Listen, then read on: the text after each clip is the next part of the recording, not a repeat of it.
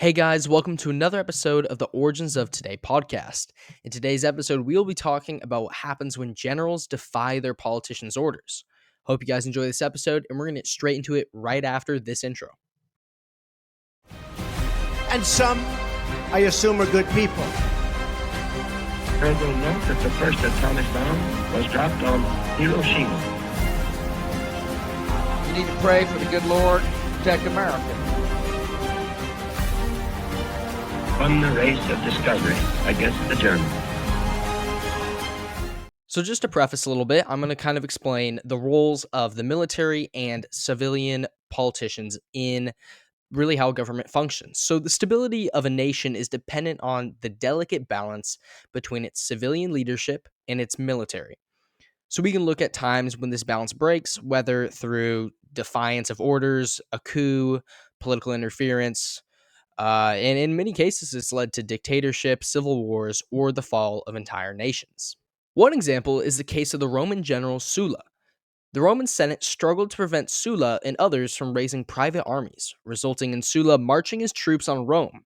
For the first time in Roman history, he ended up setting himself as a dictatorship and setting a precedent for generals to overpower the government.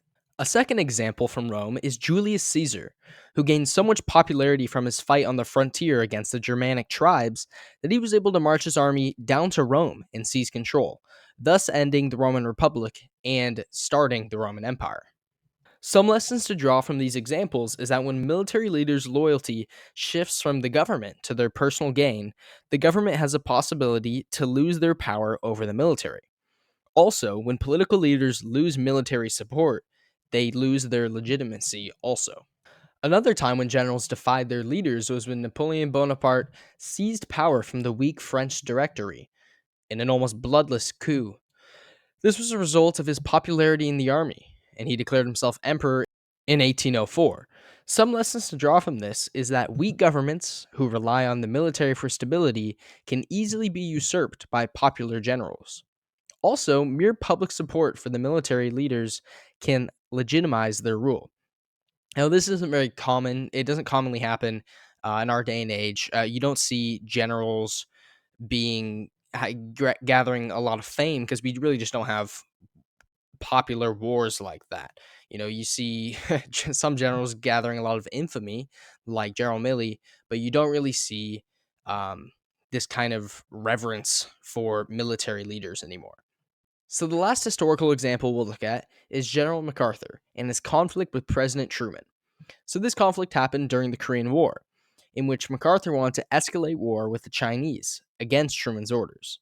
He then made public statements contradicting the U.S. policy, challenging Truman directly.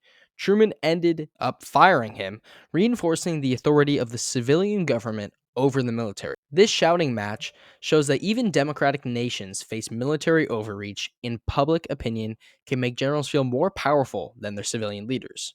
Whether or not that's true in many cases, as you can see, Truman was successfully able to put down MacArthur and, in the end, override him.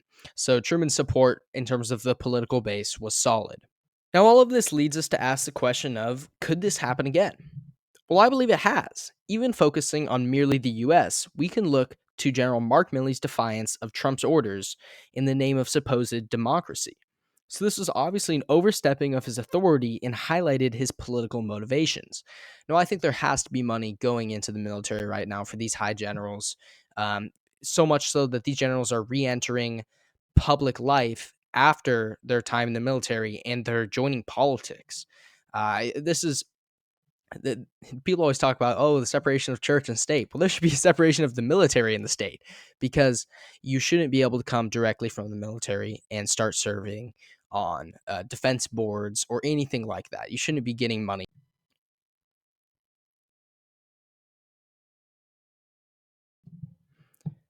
Now, I think the most important question that we should be asking ourselves is, who really holds the power? History has shown that when generals start behaving like political leaders, democratic norms collapse and most nations dissolve into a dictatorship. To end, I'd like to leave you with this question. In modern times, this balance between civilian and military leaders is fragile. What will happen if it breaks? All right, guys. Thank you so much for listening. I really appreciate it. That's all we've got. And I hope you guys enjoyed this episode. Make sure to comment down below about how how you guys feel that our generals are influencing our politics right now. And make sure to subscribe. Hope you guys have a great day and God bless.